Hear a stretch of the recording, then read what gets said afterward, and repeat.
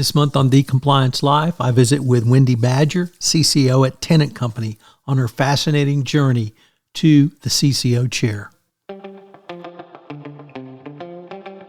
The Compliance Life details the journey to and in the role of a Chief Compliance Officer. How does one come to sit in the CCO chair? What are some of the skills a CCO needs to successfully navigate the compliance waters in any company? What are some of the top challenges CCOs have faced, and how did they meet them? These questions and many others will be explored in this new podcast series. The Compliance Life is hosted by Tom Fox, and each month he'll present the story of one CCO through 4 episodes. The Compliance Life is a production of the Compliance Podcast Network. Everyone, this is Tom Fox, back with another episode of The Compliance Life. This month we are visiting with Wendy Badger. She is currently the CCO at Tennant Company, but we are on her journey to the CCO chair. So Wendy, first of all, welcome back. Thank you. It's a great time to be here. So Wendy, we ended episode 1 with a little teaser about you were going to move into the law firm, what you've called the law firm years. So I wondered if you might start there. What took you to the law firm, and how was it different than being the more of the in-house type that you had been in the early part of your professional career?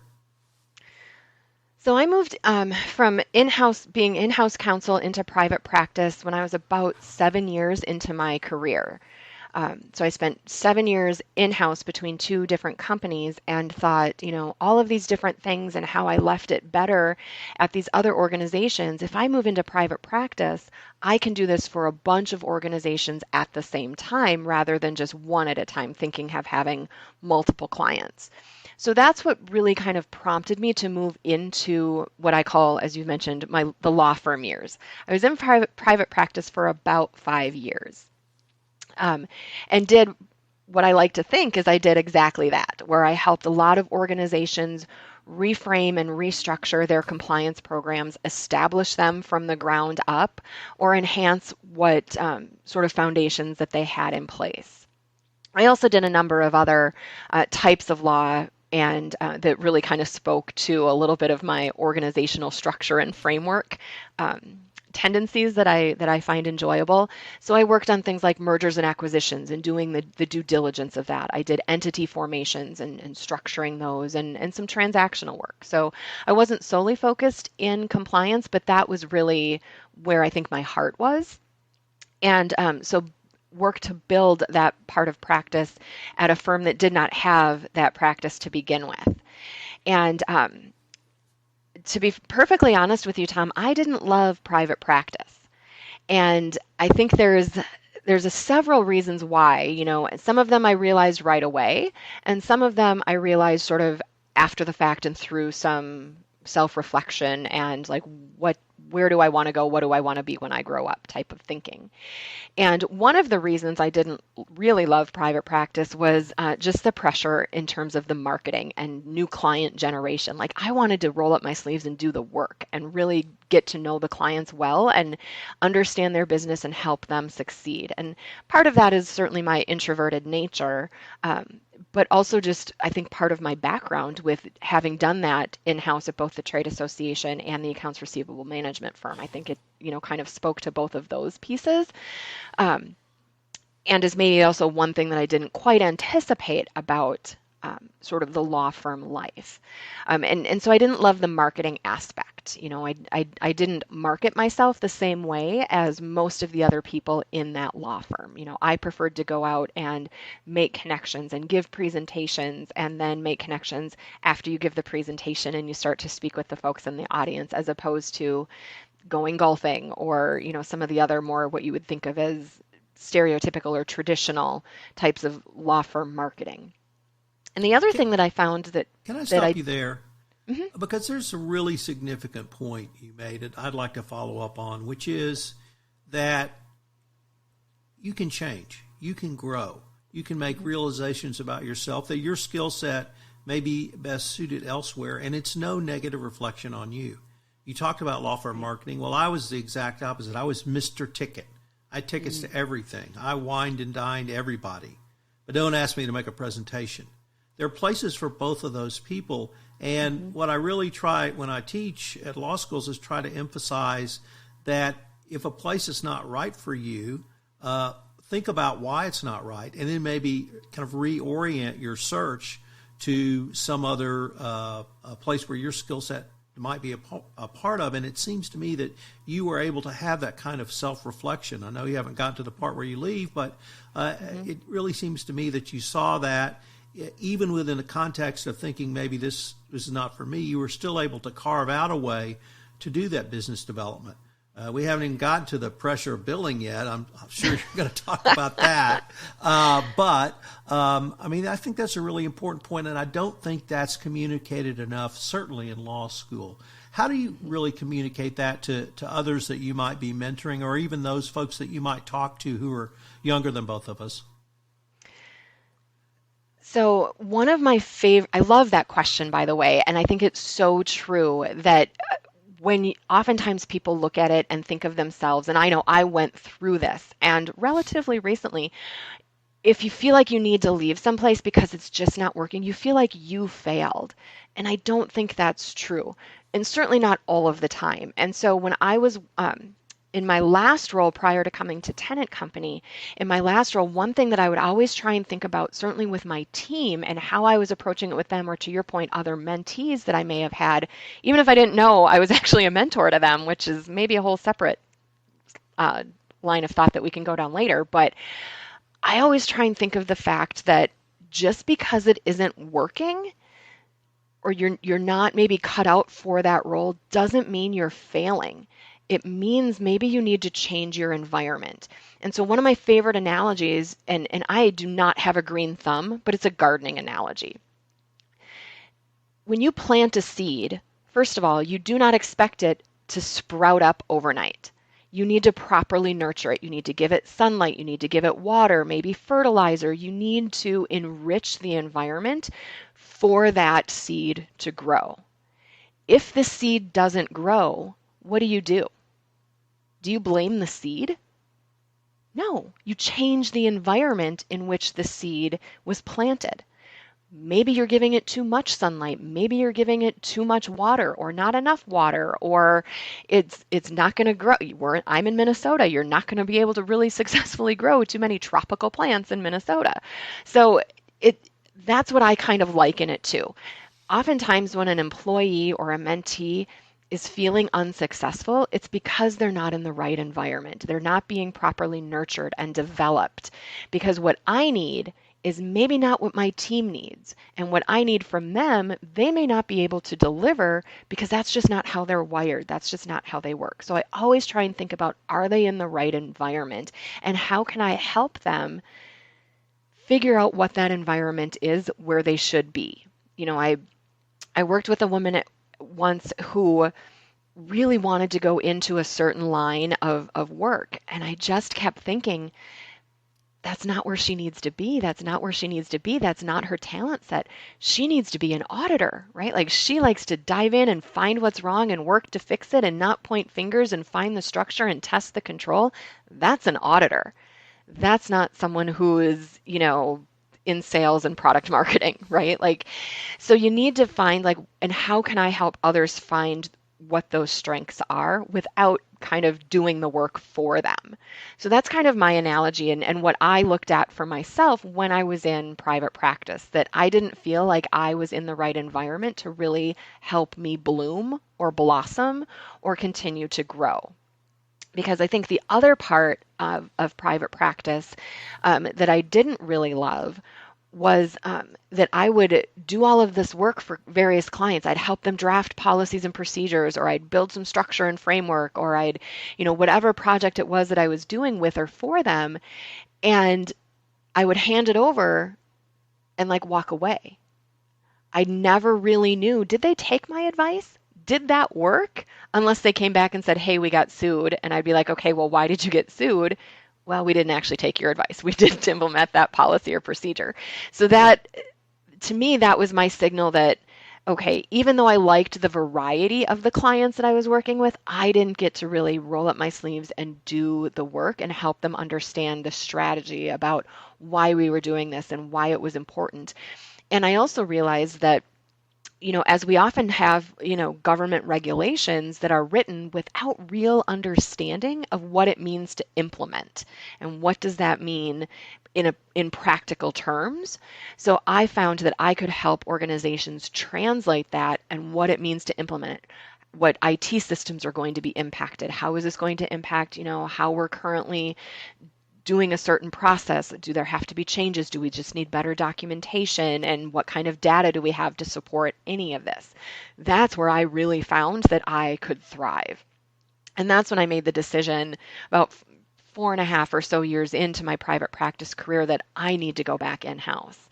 And that's a very untraditional path. Folks typically will start in private practice and then create really great relationships with their clients and then kind of get recruited away. Whereas I took kind of an opposite approach, and I started in-house, built a network through, and I think this is only because I started at an international trade association and had contacts and connections internationally, who saw what I was doing on a real global scale to be able to say, now I can bring this, to a member organization.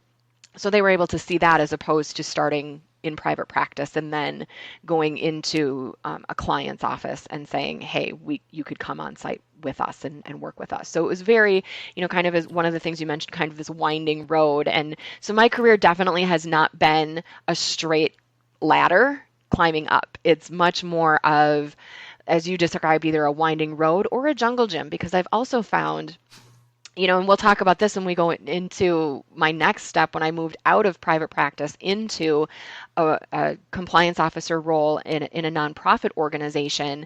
I may have had to take a step backwards onto a different ladder to be able to climb higher. And that is sometimes a realization that is really hard to make, especially if that step backwards comes with a pay cut. Your ego needs to be able to take that hit first and foremost. And then you need to kind of begin with the end in mind. Like, where could this take me? Is this the smart move for me?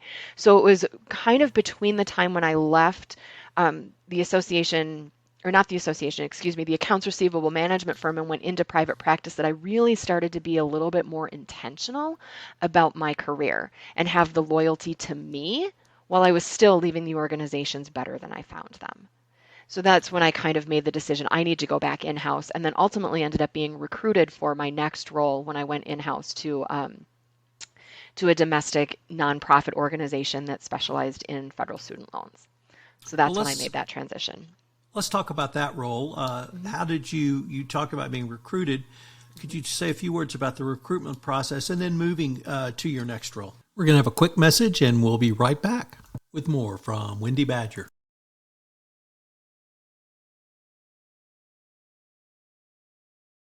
What is Leica?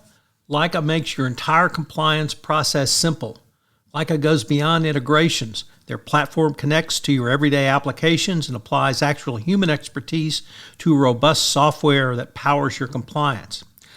Leica easily connects to your applications and instantly creates tailored policies based on your business. Then, compliance experts guide you through automated workflows designed to help you conquer certifications like SOC 2, HIPAA, and GDPR. Leica is the only compliance platform that offers a true integrated audit solution. No more messy spreadsheets, miscellaneous audit documents. Their team of experts manages your audit from beginning to end. Leica is more than just one solution. It maintains 100% confidence in your compliance program with custom monitors and alerts. As the compliance evangelist, I certainly understand the complexities around compliance, particularly around SOC 2, HIPAA, and GDPR. It's hard to unpack requirements when you may not know what they are within your budget and your growth stage. Leica is the solution for you. Listeners to this podcast get 20% off when you join. Visit heyleica.com/compliance to get their exclusive deal. That's HEYLAIKA.com/compliance to request a demo and get 20% off when you sign up with Leica.